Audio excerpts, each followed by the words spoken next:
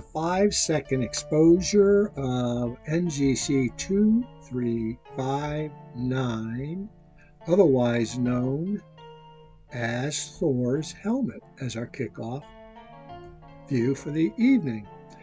I think we're getting a pretty good view as it is. We've got 20 stacks. I left it running for quite a while I was indoors. NGC2410 is a galaxy in Gemini. And we can see a brightish one there. It's magnitude 13, so this is probably our study. Spiral with a bar and a lowercase b, 214 million light years distant, 2.4 by 0.7 arc minutes, puts this one larger than Messier 31, probably about 160,000 light years in diameter. We're at RA 73502 with a declination of plus 3249.21. Let's see if we can pump it up a little bit. 100% e-zoom gives a good view, especially after a good focus in nice stable skies. NGC 2416 is a galaxy in Canis Minoris. Magnitude 13.4, 1 by 0.7 arc minutes, spiral with a lowercase c. You can see it there in the field. Everything seems to be popping pretty regularly tonight because we have a nice transparent sky. It's a 229 million light years distant, probably puts it at about 70,000 light years in diameter, maybe 60. Right ascension is 73541 with a declination of plus 11 degrees, 36 minutes, 43 seconds. NGC 2418 is quite obvious on the screen, which typically means it's brighter than magnitude 14 a little bit. And this galaxy is in Gemini, nice part sky, middle third, magnitude 12.2, 1.8 by 1.8 elliptical, a class O because its aspect ratio is 1:1, 228 million light years distant, puts that at about 130,000 light years in diameter, RA 73637, with a declination of plus 175302. Here's our 105x best balanced view. NGC 2419 is not a galaxy, it's a globular cluster in Lynx. I do believe this is the intergalactic wanderer, and we'll be able to tell by its distance. This is a magnitude 10.4, 6.2 arc minutes in diameter, and we seem to be getting some stellar resolution. However, its brightest stars are magnitude 17.3. I'll have to push it all the way up to 150x to confirm some of the stars, and I do believe they are there. It's a class 1-1, which means incredibly condensed with incredibly condensed globular clusters. It's not exactly the same as the Oort clusters. 26. 268,000 light years distant. And as I understand this one's slowly spiraling into our Milky Way galaxy. We're at RA 73808 with a declination of plus 38 degrees, 52 minutes, 53 seconds. I have turned this up in a 6-inch scope. It's very vague, but it can be seen on a good, transparent night of seeing. And I do believe we are getting some stellar resolution, which, if this is correct, we are seeing stars to magnitude 17.3 at minimum. NGC 2422 is another open cluster in Puppis. This one is magnitude 4.4, 30 arc minutes in size, moon size, 30 stars, the brightest of which is magnitude 5.7. It's a class 3-2, 1,600 light years distant. It has another name, Messier 47. RA 73635, declination minus 1429 and 0 seconds. Okay, I've used this intro before in the year 2424. And there is our globular cluster there. What a nice looking edge-on spiral. Magnitude 12.6. It's in Lynx galaxy, of course. 3.6 by 0.5 arc minutes. Another 7:1 aspect ratio. Purely edge-on spiral. Spiral with a bar, lowercase b, brightish core, moderately bright core, to 148 million light years distant, puts this one at about 180,000 light years in diameter. RA is 74039 with a declination of plus 39 degrees, 13 minutes, and 58 seconds. I'm going to push it all the way up to 100x center. Allow those controls to disappear, and then bail. NGC2437 is this open cluster in Puppis. It's also known AKA, it's a Messier 46, magnitude 6.1, 27 arc minutes in size, highly populated, 100 stars, magnitude 8.7 stars, the brightest a class 3-2. I don't know why it's a class 3, it seems pretty obvious to me, but maybe because it doesn't seem to have a frontier. 4,700 light years distant, RA 74146, declination minus 14, 4836. Okay, our next stop was that planetary nebula. Let's push it up first and center. In Puppis, of course, it's magnitude 11 totally, 65 arc seconds in size, pretty much perfectly round. The central star is magnitude 17.5. Makes no sense to me because it's very obvious. The sky can't be that good tonight. 4,000 light years distant. RA is 74150 with a declination of minus 1444 and 06. Here is the maximum amount of light we can bring to bear at 100% e-zoom. NGC2440 is another planetary nebula in Puppis, magnitude 11.5. This may be one we've already imaged as a different number. No, they're not saying that. 54 by 20 arc seconds, magnitude 17.5 central star. I cannot believe this. That's way too deep. I am using only 5-second exposures.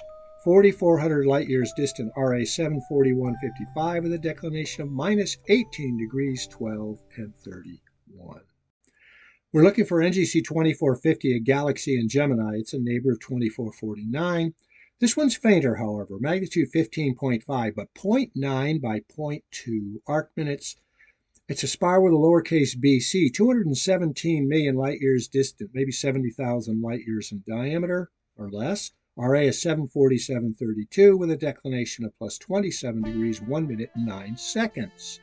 So why don't we push it up to 150x, 100% e-zoom, capturing all the photons we possibly can with the ZWO imager. Okay, we are going north in sequence, so no breaking off yet. This is NGC2454, galaxy in Gemini. I think we're seeing it right there, nice edgy on.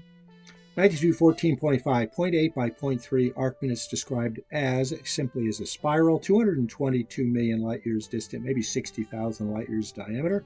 RA 75035, declination plus 16 degrees, 22 minutes, 8 seconds. This is NGC 2476, a galaxy in Lynx, magnitude 12.6, 1.4 by 0.8 arc minute, elliptical, 171 million light years distance, so probably 75,000 light years in diameter, our 150x view. RA is 75645 with a declination of plus 39 degrees, 55 minutes, 40 seconds. Another nice star field. We know we're down back in the Milky Way. We're looking for NGC 2455. It's an open cluster in Puppis. Maybe we saw this, maybe we didn't. Magnitude 10.2, 8 arc minutes in size, 50 stars, brightest magnitude 12, class 3-2, 1200 light years distant, RA 74901. with a declination of minus 21 degrees, 18 minutes, and 6 seconds. Oh boy, this is a beauty. Look at that emissive nebula right in the middle of the field. NGC 2467 is a nebula and open cluster in Puppis. Both their stacks really bring out the contrast, don't they?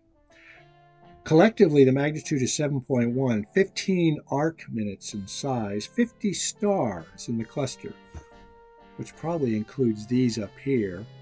Fewer here because the nebulosity is yet to condense into Bach globules, which then turn into stars, younger stars. We're 4,400 light years distant. RA is 7 hours, 52 minutes, 26 seconds with a declination deep south, and the sky looks so good. Minus 26 degrees, 26 minutes, and 12 seconds. I wish I could remember this because it would be a nice one to exit at 30-second exposure time. NGC2467. NGC2470 is a galaxy in Canis Minoris. Ooh, sweetie. Magnitude 12.7, 2 by 0.6 arc minutes. Spiral with a lowercase ab. This one's 183 light years distant, 2 by 0.6 arc minutes, magnitude 12.7. Puts it probably around 110,000 light years in diameter. RA is 754.20 with a declination of plus 4 degrees, 27 minutes, 34 seconds. Not quite in the sky's middle third, but boy, are we getting a good view. This is NGC 2478. It's an open cluster in Puppis. The brightest stars are magnitude 5.7, collectively magnitude 4.4, some 30 stars, 30 arc minutes in size, class 3-2, 1600 light years distant. And if you guessed it, this is also a Messier 47. RA is 736.35 with a declination of minus 14 degrees, 29 minutes and 8 seconds.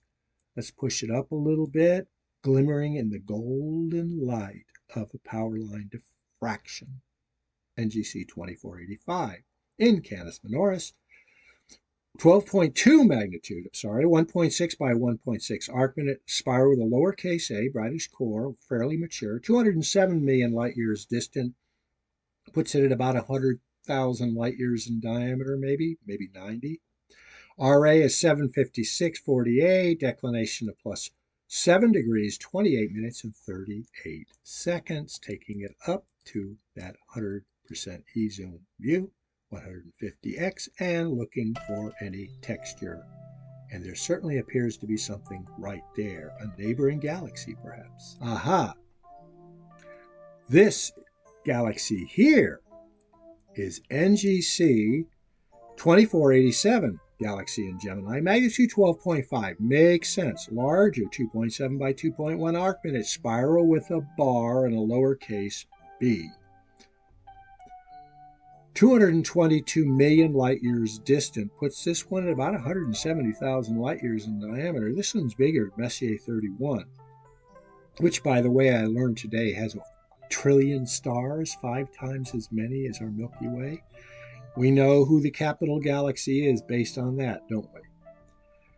We're at right ascension 758.20 with a declination of plus 25 degrees, 8 minutes and 56 seconds. We may have captured this one previously, but I don't care. We got enough time in this video to do it again. Look at the texture in both of those galaxies, going all the way up to full 150x, 100% E-zoom, using every pixel available.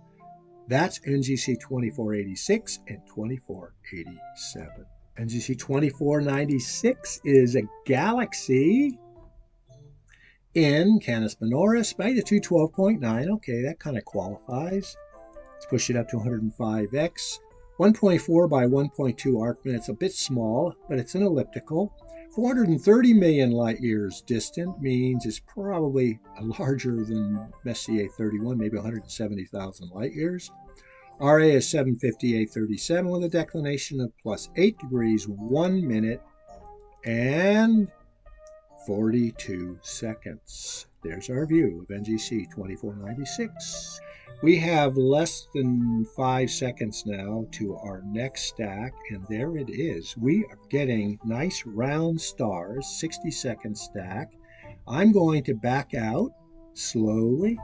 This is our 50% E-zoom or 75x view. That's quite attractive. I'm going to back it out to 40%, and then this one gives a nice view of all the stars. And with that, I am going to say carpe noctem.